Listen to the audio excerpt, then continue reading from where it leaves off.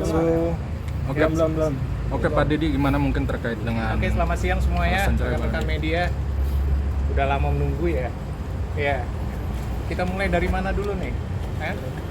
Jadi Oke. statementnya begini ya. Sampai hari ini Mas Dedi dan tim sudah berusaha untuk mendapatkan salinan putusan yang asli dari pihak pengadilan agama. Tapi sejak pagi tadi, baru nanti siang, jam 2, jam 3 dijanjikan akan diberikan. Mas Dedi juga artinya menyampaikan direktori yang kalian bisa akses atau siapapun bisa akses itu benar adanya, dan itu memang adalah putusan yang dikeluarkan oleh Mahkamah Agung terkait dengan perkaranya Rian dan Ricis. Nah, memang pada akhir-akhir ini dan sempat trading, Mas Dedi lihat ya, dan itu dinamis ya, dinamikanya memang seperti itu. Jadi hari ini bukan klarifikasi, bukan meluruskan, tapi Mas Dedi karena ada banyak teman-teman media yang ingin mendapatkan informasi tanggapan Rian setelahnya ada putusan ini, mungkin Mas Dedi sampaikan bahwasanya Mas Dedi telah bertemu dengan Rian sejak hari pertama putusan, dan kita berdiskusi lah. Rian didampingi dengan ayahnya, juga Mas Dedi memberikan saran dan masukan atas putusan ini. Kalau putusan, amar putusan udah jelas, hak asuh, uang nafkah anak, serta cerai putus. Dan itu diberikan kepada Ricis gitu. Tetapi lagi-lagi berikan kesempatan kepada Mas Dedi dan tim untuk mendapatkan salinan putusan. Memang sementara ini putusannya atau kesepakatan kita tidak akan melakukan banding atas perkara ini. Karena apa? Alasannya itu sederhana. Karena usaha kita sejak sejak perkara ini dimasukkan Januari kemarin sampai dengan hari ini, kemudian ada jeda dengan libur Lebaran, ternyata penerimaan atau pengharapan yang kita harapkan Rian dan Ricis bisa ada momen bisa bersama-sama lagi, ternyata nggak ada. Jadi kita mesti rasional, kita mesti melihat keadaan yang sebenarnya. Memang kita lihat Rian dan Ricis memang tidak bisa untuk disatukan kembali. Nah, mungkin itu teman-teman. Nah, mungkin kita saling tanya jawab aja ya sekarang ya. Tapi keputusan buat nggak banding itu murni dari Rian apa nasihat dari abang? Karena kan kita tahu Rian sempat nge-tweet, sempat di Instastory ya, katanya keputusannya ini semoga yang terbaik tapi bukan yang dia inginkan sebenarnya. Iya, betul. Jadi tetap kita sebagai tim hukum, sebagai pengacara Rian, kita memberikan nasihat kepada dia, apalah gunanya mengharapkan istri, mengharapkan wanita yang sudah istilahnya mengajukan gugatan, kemudian sudah memaparkan ini dan itu segala macam. Jadi harus lapang dada, harus besar hati, dia harus bisa menerima keadaan ini gitu. Dan rasa-rasanya sih memang keputusan banding ini belum final ya teman-teman. Tapi Mas Dedi dan Rian sih ada kesepakatan mungkin akan mengarah kepada sana. Tapi kita lihat perkembangan. Tapi Bang, yang 10 juta itu disanggupi dengan dia? Oh tentu, karena itu sudah keputusan dari majelis. Ada jumlah sebenarnya yang diharapkan oleh Ricis, tetapi yang dikabulkan oleh majelis adalah sebesar itu. Jadi kita sebenarnya legowo. Saya pribadi menyarankan kepada Rian untuk menerima putusan ini, dan insya Allah ini tidak berkepanjangan, cukup sampai di sini saja gitu loh. Walaupun ada perkembangan terakhir ini yang menjadi trending dan apa segala macam, ya kita akan mengikuti aja prosesnya. Dalam artian berarti yang tuntutan Ricis awalnya nggak 10 ya Bang? Ya? Betul. Jumlahnya tidak Lebih besar kah atau gimana Bang? Lebih besar, pastinya lebih besar ya. 2 kali lipat kah atau gimana Bang? Kalau nggak salah ada di direktori deh, ada di putusan kalau itu. Jadi kalian bisa baca di situ. Yang jelas 2 kali daripada itu. Oke? Berarti udah clear semua Bang ya, nggak ada masalah Rian dengan tuntutannya? Nggak ada masalah ya. Jadi kita terima, saya menasehati Rian, ada baiknya diterima ya, dan kita tidak usah melakukan banding karena mungkin dalam hal ini tidak berjodoh sebagai suami istri. Alangkah lebih baiknya setelah putusan ini, setelah posisinya semua clear, hanya bisa sebagai teman dan sahabat untuk sama-sama membesarkan. Itu rasa-rasanya lebih bijaksana dan untuk memberikan kedewasaan kepada mereka. Bang, ini Ya. kan isi surat gugatan udah beredar di media sosial. Yes. Nah itu kalau dari pihak Teguh Rian sendiri ada pembelaan nggak sih terhadap isi gugatan tersebut Bang yang disampaikan? Jadi begini, atas pertanyaan itu sebenarnya kita tidak dalam rangka untuk meluruskan, membela, mengklarifikasi. Karena apa yang dituangkan dalam direktur itu memang itulah fakta persidangan. Oke. Nah, memang ada beberapa hal yang perlu Pak disampaikan. Mungkin kalian menunggu-nunggu soal 500 juta. Oke. Itu itu perlu Mas Dedi sampaikan. Di dalam fakta persidangan, mereka menyampaikan bahwasanya ada transfer sebesar 600 juta. Dan itu ditransfer kepada Kak Cindy, ya, bukan kepada Rian. Oke, itu alurnya. Setelah itu dari Kak Cindy transfer ke Rian 500 juta. Untuk apa? Memang Rian dan Kak Cindy ada kerjasama untuk satu pekerjaan. Dan itu tidak diungkapkan dari awal oleh keluarga. Maksud kita dari Ria Ricis, bahwasanya uang itu dari Ria Ricis. Kalau itu dari awal tahu, Rian tidak akan menerima itu. Dan kalian harus tahu, Rian itu bukan sosok yang, maaf kata ya, selama ini beredar mempondo lah apa segala macam. Dia tetap menafkahi, dia membayar angsuran rumah, dia juga membayar biaya rumah sakitnya Mona. Kemudian di akhir persidangan kita juga menyampaikan bukti-bukti bahwasanya kita ada transfer untuk nafkah istri, ada transfer buat nafkah hidup anak dan istri juga. Jadi hal-hal itu memang harus berimbang kalian sampaikan kepada halayak. Dan Mas Dedi tidak bisa juga menyalahkan netizen, menyalahkan ini karena mereka dua-dua public figure. Dan kita berharap sih ada informasi yang berimbang dalam hal ini. Bang, ini kan menyangkut soal beredaran surat gugatan dari Ya. sendiri. Itu ada kerugian yang dialami sama Teguh Rian gitu? Itu hal yang lumrah. Dari awal sudah saya sampaikan sama Rian bahwasanya apabila sesuatu itu sudah putus, itu pasti akan dipublish oleh Mahkamah Agung. Oke. Dan itu tidak hanya berlaku buat Rian dan Ricis. Semua perceraian yang lain pasti kita bisa akses asalkan kita tahu nomor perkaranya. Karena keponya netizen, keponya orang-orang di luar, tentunya hal-hal yang sensitif yang sebenarnya tidak perlu diungkap akhirnya ada semua. Kerugian tentu ada kerugian, tapi sudahlah, itu merupakan jalan hidup yang harus diterima kedua belah pihak. Dan tolong berimbang dong, karena lagi-lagi kan ini sepertinya yang ditampilin, yang di-spill kan gugatan-gugatan atau yang disampaikan oleh pihak Ricis. Padahal Rian juga ada menjawab, ada yang meluruskan, dan hal itu sebenarnya masih dibilang ya itu fakta persidangan dan itu bisa harus diterima kedua belah pihak gitu. Mas Bib, di salah satu poin gugatan kemarin itu kan sempat dari menurut keterangan Mas Rian itu sempat ada keberatan ya yang soal dia selama ini dianggap kayak lebih terlihat seperti ART daripada suami. Nah di situ cuman nggak ada penjelasan lebih detail tuh, contoh perbuatan kecil yang Rian ngerasa itu sebenarnya bisa kok sama manajer, kenapa harus sama saya? Nah itu contoh perbuatannya apa sih? Iya sebenarnya sederhana ya. Sebenarnya kalau pas lagi begini-begini lagi ada satu kegiatan, ada apa, di situ sebenarnya ada manajer, ada helper, ada pembantu, ada apa segala macem. Tapi ternyata orang-orang ini atau kan Ricis ini hanya tetap meminta kepada Rian, tolong ambilkan itu dong, hal-hal kecil sebenarnya gitu. Sebenarnya itu bisa dilakukan oleh teman-teman yang maksudnya pengasuh atau bisa dilakukan oleh pembantu, tetapi ternyata lebih Rian. Nah, Rian itu merasa ada hal-hal seperti itu. Sebenarnya Rian juga sih ringan tangan, orang yang mau aja melakukan itu. Tapi pada satu kondisi tentunya naik turun orang emosi ini kan bisa jadi kendala gitu. Itu sih sebenarnya Mas. Soal perihal yang katanya eksploitasi anak, katanya sampai dibilang istri dua harka, itu seperti apa sih? Mungkin tanggapannya kan? Soal eksploitasi anak itu percakapan mereka berdua sebenarnya, ya. Jadi ada satu kesempatan Rian itu menyampaikan, dan itu saya rasa ditulis jelas kok di dalam direktori keputusan itu, bahwasanya ya Mona itu jangan terlalu di-exposure lah untuk kegiatan-kegiatan. Dia juga butuh tumbuh kembang itu sesuai gitu loh. Jangan sampai dia terlalu benar-benar dominan gitu loh. Setelah Ricis, Mona gitu loh diangkat gitu loh. Toh kan ada waktu-waktunya gitu loh. Ya diatur lah gitu loh. Rian tuh maunya seperti itu gitu loh.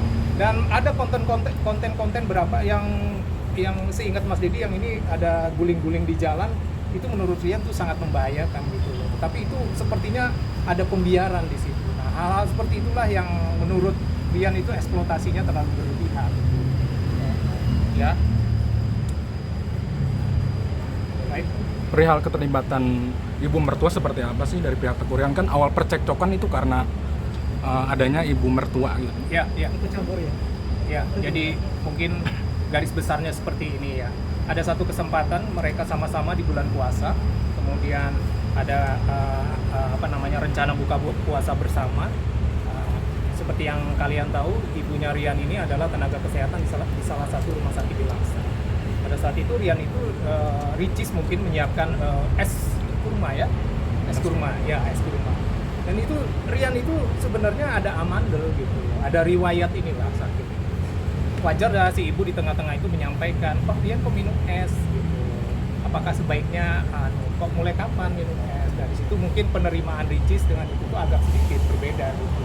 Padahal ini kan cuma menanyakan aja gitu loh, apakah lebih baik kalau ada pengganti minum yang lain. Tapi ya dengan anunya Rian berusaha untuk bukan membela ya, artinya menyelaraskan aja situasi pada saat itu. Enggak, ini bisa kok, bisa untuk sekali-sekali nggak apa-apa gitu. Tapi hal itu mungkin membuat secara fisikis Ricis merasa, wah ini ibu mertua ikut campur terlalu banyak. Itu soal satu mas. Nah mungkin ini berkelanjut aja soal cenderamata atau hampers. Itu juga perlu disampaikan di sini. Bahwasanya cenderamata itu pada saat 1 tahunnya Mauna ada cenderamata yang tersisa. Kemudian panitia ini menyampaikan kepada Rian, itu ada yang sisa tuh, ada sekian lah pokoknya itu bisa dikirim gitu loh. Oke, ya udah dong, Rian kan bersiap-siap lah. Oke ayah, pada saat itu kebetulan ayah dan ibu tuh ada di Jakarta gitu loh. Kemudian tiba-tiba ini belum terjadi pengiriman ya, sama sekali itu barang masih di sini. Ternyata Rias dan Rici berbeda pendapat. Kata Ricis, jangan dikirim, kemana itu barang gitu loh, apa segala macam, saya masih butuh untuk apa gitu loh. Ya udah kata Rian, kalau itu nggak jadi gitu loh. Ya sudah, akhirnya Rian menyampaikan percakapannya dengan Ricis kepada orang tuanya, ayah maaf, itu mungkin nggak jadi dikirim. Oke, nggak apa-apa. Ricis agak sedikit ini gitu loh, sedikit nggak terima gitu loh, karena dianggap hilang lah, dianggap ada yang nyolong lah, apa segala macam, dan itu nggak benar sama sekali. Akhirnya Rian langsung bicara sama ayah, dan ayah menyampaikan, oh begitu loh kondisinya. Udah kalau begitu nggak usah, kata dia, nggak usah dikirim, nggak usah nggak apa-apa, kata dia gitu. Itu nggak terjadi loh mas. Itu cenderamata hampers itu nggak pernah sampai ke Aceh, dan itu masih di rumah. Setelah beberapa hari kejadian itu, ada kali beberapa bulan, pada saat pindahan rumah dari dari Kemang ke Kebagusan, ternyata barang itu masih ada di situ. Cenderamata itu masih ada di garasi. Dan tentunya, oh ini toh, kata ayah kan, ini toh barang yang mau ini. Tapi barang itu masih di situ, dan memang nggak ada yang nyolong dalam hal ini, dan nggak ada, Rian itu akhirnya memang nggak jadi dikirim, nggak sampai ke tangannya ayah dan ibu juga gitu. Nah itu mungkin pelurusannya gitu. Soal perihal nafkah batin gimana bang? Soal perihal nafkah batin kan katanya Rian sampai mau dibawa ke dokter, bahkan ada obat suplemen untuk terkait nafkah batin itu sendiri. Iya. Jadi soal nafkah batin sebenarnya, pertama fakta persidangan, pihak pengacara lawan dalam hal ini tidak pernah menyampaikan bukti. Kalau orang dituduh ada kelemahan ejakulasi dini kah, atau ada masalah ini, tentunya harus melampirkan apa? Surat keterangan dokter atau rumah sakit. Ini tidak ada sama sekali. Dan betul memang pernah ke rumah sakit, tapi ini hanya konsultasi sifatnya, dan tidak ada treatment apa-apa terhadap Rian gitu. Oke, itu satu hal. Kemudian hal yang lain, ternyata kalau ke dokter nggak ada, dibawa ke alternatif. Itu di daerah Cianjur. Dan itu yang mengajak adalah dari iparnya Rian gitu loh. Berangkat ke sana. Dan yang dibawa itu bukan cuma Rian, tapi ayah juga diperiksa, ipar juga diperiksa, semuanya datang berkonsultasi. Karena ya maaf kata, yang mengobati alternatif ini memang hanya melihat fisik aja, hanya memegang sesuatu aja bisa ngetahu orang ini sakit apa segala macam. Dan di dalam hal itu juga tidak terbukti sama sekali, karena nggak ada keberlanjutan untuk memeriksakan. Jadi sekali lagi Mas Dedi tekankan soal nafkah batin itu clear, tidak ada kekurangan apapun dari Rian. Ya, ini dibuktikan dengan lahirnya Mona, dan usia perkawinan mereka ini baru masuk tahun ketiga loh. Itu yang perlu digarisbawahi. Kalau umpamanya ada tidak memberikan nafkah setelah melahirkan apa segala macam, lebih kalau Mas Dedi bilang tolonglah lihat sebab akibatnya juga. Ya. Bang, ini ada lagi soal salah satu gugatan dari Ricis itu yang bilang katanya dia tuh sempat dihina fisiknya karena bahkan sampai ingin memasang implan payudara dari Ricis itu gimana bang, pelurusannya atau tanggapan dari dia? Ya, jadi sebenarnya Rian juga sampaikan hal itu. Ya, itu ada dalam tanda petik ada sifat candaan aja sebenarnya. Ya. Dan kalau nggak salah memang pada saat itu Ricis juga masih melaksanakan program dietnya dia gitu loh. Jadi masalah kecil sama ini saya nggak mau lah bicara body shaming gitu loh, karena itu urusan mereka berdua. Jadi Mas, sekali lagi untuk meluruskan hal itu candaan mereka berdua sebenarnya. dan Rian sama sekali nggak ada istilahnya mendiskreditkan istrinya sendiri gitu ya. Kalaupun itu ditulis ya silakan monggo aja gitu loh ya. Itu mungkin ya. Mungkin setelah perceraian ini Rian akan mengajukan angka batas berkegiatan atau Iya, ini memang satu hal yang perlu Rian garis bawahi. Mereka sama-sama pekerja seni, sama-sama akan bersinggungan di dunia entertainment ini, dan Rian sudah fix dia akan tetap meneruskan pekerjaannya, tetap akan berada di Jakarta karena ada beberapa kontrak yang harus dia selesaikan. Dan jangan lupa besok pun juga sinetron dia stripping juga akan mulai, Saleha, oke? Dan itu nggak akan bisa ditinggalkan Rian gitu loh. Dan persoalan hubungan dia apa segala macam masih diharapkan deh, mudah-mudahan tidak ada proses banding baik dari kita, karena banding ini bisa dari kita bisa dari mereka loh. Umpamanya mereka nggak terima nih dikasih 10 juta, minta sesuai dengan tuntutan awal, boleh dong mereka banding, boleh kan? Gitu loh. Jadi hal-hal itu mudah-mudahan dalam 14 hari ke depan sudah clear nih. Masing-masing punya kehidupan sendiri. Sekali lagi mesti diulangi, tidak berjodoh sebagai suami istri, tapi alangkah sama-sama kita mendoakan semoga bisa jadi teman dan sahabat yang baik nantinya gitu loh. Bisa saling mendukung ya. Padet. Antara komunikasi soal hak asuh Ricis dan Rian seperti apa nih setelah proses ini? Sampai sekarang boleh dibilang sih agak sedikit jauh ya. Karena terakhir kemarin pas Lebaran memang ada WhatsAppan, tetapi karena Ricis juga di Jepang, Rian juga di Aceh, jadi komunikasinya hanya ya saling mengucapkan aja, tapi memang nggak ada tanggapan balik dari Ricis gitu. Oke, terkait dengan komunikasi yang sudah renggang seperti ini, apakah Rian sendiri udah tahu soal agenda keberangkatan Ricis yang nanti akan pergi haji dalam waktu dekat ini? Selalu monitor ya, gitu loh, selalu monitor. Karena biar bagaimanapun Rian kan tetap membutuhkan komunikasi dengan anaknya, entah video call atau wawancara. Dan memang selama ini sih dia selalu dengan pengasuh atau dengan manajer juga. Tapi hal itu sudah lah Rian, kata saya. Yang penting akses kamu sebagaimana dalam keputusan itu kan diberikan seluas-luasnya untuk berhubungan dengan anak. Artinya Rian tahu agenda Ricis Tahu lah, ke sana? pasti tahu lah. Terkait dengan hak asuh kan Moana ini ada di Ricis. Nanti akan pembagian untuk Iya, kamu seperti jadi apa? begini Terus teman-teman, di dalam putusan itu disebutkan bahwasannya kita Rian tuh diberikan keleluasaan, diberikan waktu juga, artinya akses seluas-luasnya untuk bisa menemui, bisa bersama-sama, bisa tumbuh kembangnya Mona ini bisa ikutlah kontribusi gitu loh. Jadi tidak ada penguasaan yang semihak. Karena apabila saya nih udah wanti-wanti sama Rian, kalau apabila akses kamu dihalang-halangi dan tidak sesuai dengan keputusan, kita bisa melakukan namanya permohonan eksekusi. Dan itu akan lain ceritanya lagi.